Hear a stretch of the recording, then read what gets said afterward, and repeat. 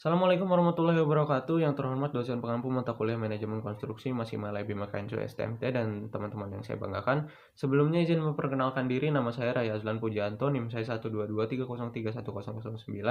Saya dari program studi S1 Teknik Sipil semester 5. Jadi teman-teman, di sini saya akan sedikit membahas mengenai prinsip dasar manajemen konstruksi. Membahas manajemen konstruksi, sepertinya teman-teman sudah tidak asing dengan kata BMW atau biaya mutu dan waktu.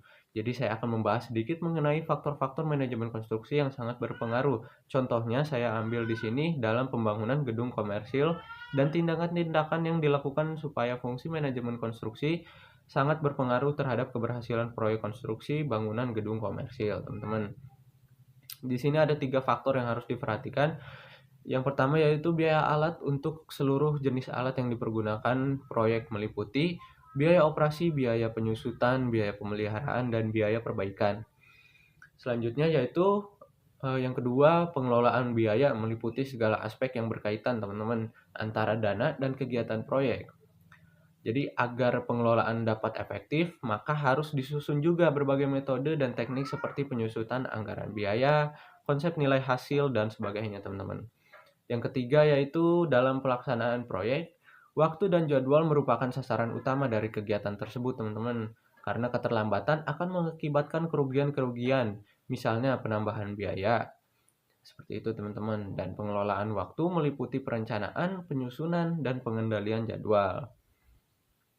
Selanjutnya, faktor apa saja sih yang sangat berpengaruh dan melibatkan manajemen konstruksi dalam pembangunan gedung komersial ini, teman-teman? Di sini ada 3 faktor juga ya, teman-teman. Yang pertama yaitu pekerjaan-pekerjaan persiapan yang diperlukan. Contohnya, jalan kerja, fasilitas kerja, kantor atau basecamp, dan lain-lain. Nah, di sini teman-teman contohnya seperti jalan kerja yang dibahas di sini. Itu contohnya seperti akses kendaraan bermuatan berat, apakah bisa masuk ke dalam proyek tersebut atau tidak, karena itu harus difasilitasikan secara strategis gitu, teman-teman. Selanjutnya yaitu ada biaya bahan untuk seluruh jenis bahan yang diperlukan proyek. Karena dalam membahas biaya mutu dan waktu tadi, kita harus sudah merencanakan dan kita harus menjaga agar biaya tersebut konsisten sampai akhirnya gitu, teman-teman. Yang ketiga ada biaya alat untuk seluruh jenis alat yang dipergunakan proyek, meliputi biaya operasi, biaya penyusutan, biaya pemeliharaan, dan biaya perbaikan. Nah, itu harus kita menjaga konsistensinya ya, teman-teman. Selanjutnya di sini yang saya akan bahas mengenai penerapan K3 manajemen konstruksi. Ada 5 pembahasan di sini yang harus diperhatikan, teman-teman, yaitu yang pertama, analisis penyerapan komitmen manajemen K3 sebagai bukti pernyataan komitmennya untuk bertanggung jawab penuh terhadap K3, teman-teman. Selanjutnya yaitu analisis penerapan organisasi K3 harus sejalan dengan fungsi organisasi, yaitu sebagai pemberian masukan dan saran, bukan hanya sebagai pemenuh perundang-undangan. Jadi, organisasi K3 ini harus berfungsi sebagaimana mestinya ya, teman-teman, bukan hanya sebagai pemenuh perundang-undangan. Selanjutnya di sini ada analisis penerapan peraturan dan prosedur K3. Itu bisa dilakukan dengan meeting atau sebagainya, dan penerapan poster-poster yang harus ditempelkan dalam sebuah proyek, penerapan poster peraturan dan prosedur gitu, teman-teman. Selanjutnya yaitu di sini ada analisis penerapan komunikasi K3. Dan yang terakhir ada analisis penerapan pelatihan K3 yang saya kutip di sini menurut PP nomor 50 tahun 2012, disebutkan bahwa perlu adanya pembinaan kepada pekerja mengenai K3, teman-teman.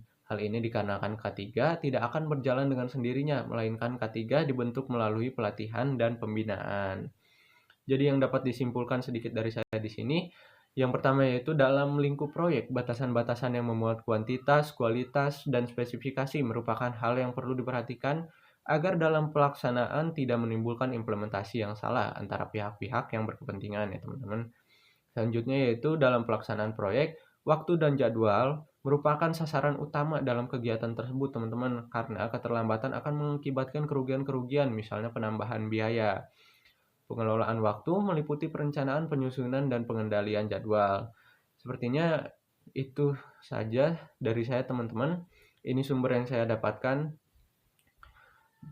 Terima kasih, kurang lebihnya mohon dimaafkan. Wassalamualaikum warahmatullahi wabarakatuh.